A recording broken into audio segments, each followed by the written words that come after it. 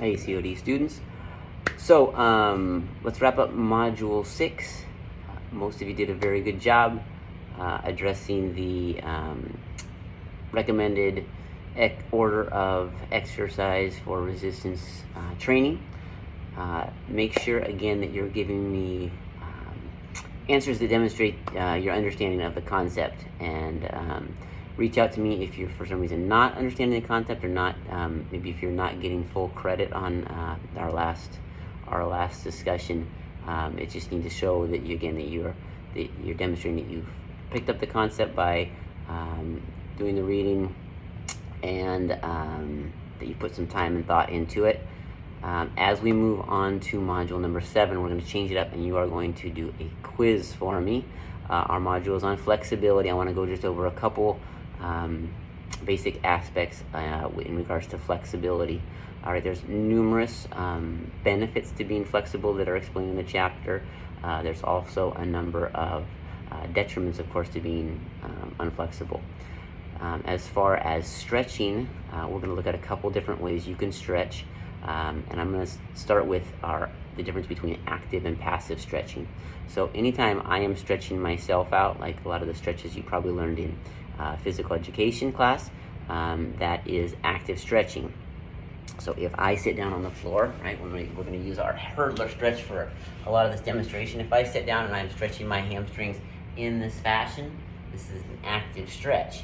If I am laying on my back, okay, like you might have seen at a sporting event, and I have a leg up here, and a trainer is pushing here and stretching me out, and that is passive stretching. So we have active and passive stretching. We have a static stretch, which is, again, getting into that position, that hurdler stretch, and holding that position, right? Getting the muscle tendon complex to end range and just holding that position. I typically recommend to the patients and athletes I work with holding that stretch for 30 seconds at a minimum. That way you're actually going to get a change in the muscle and or tendon.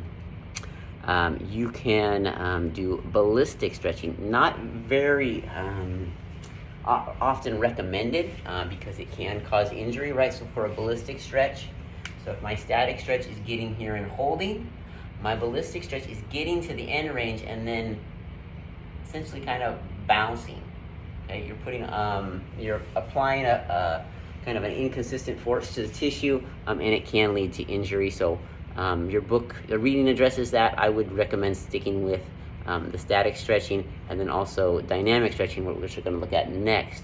Dynamic stretching, I think, has become more and more popular.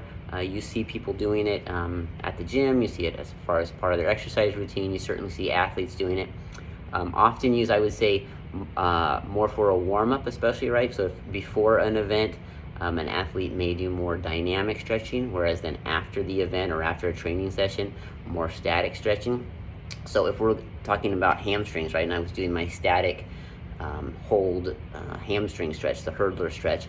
For a dynamic stretch, again, if I want to lengthen the muscles on the backs of my legs, my hamstrings, so I might do something like this. I'm standing here, and I'm just going to kick out and touch my toes. Okay. And so you're taking that muscle tendon complex through a range of motion, taking the joint through a range of motion.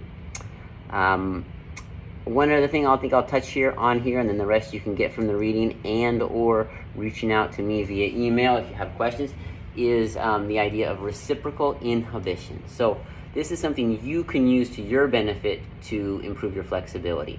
It's the idea that within our bodies, at each joint, for every muscle that has an action at that joint, there's typically an antagonist muscle or an antagonist muscle group. So if we're, again, looking at the hamstrings, the muscles on the back of my leg that essentially, right, they're responsible for flexing my knee. So the antagonist muscle group would be my quadriceps here that are responsible for extending my knee. What reciprocal inhibition means is if I contract the agonist, right, the muscle group that I'm working, the antagonist muscle group will naturally be shut off by my neuromuscular system.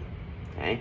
So, hurdler stretch, if I'm here and I'm trying to stretch my hamstrings, the muscles on the back of my legs.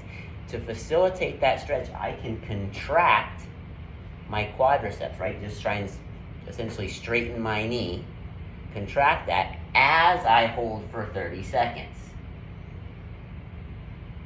Okay, so that can also be evident if we think about at the hip.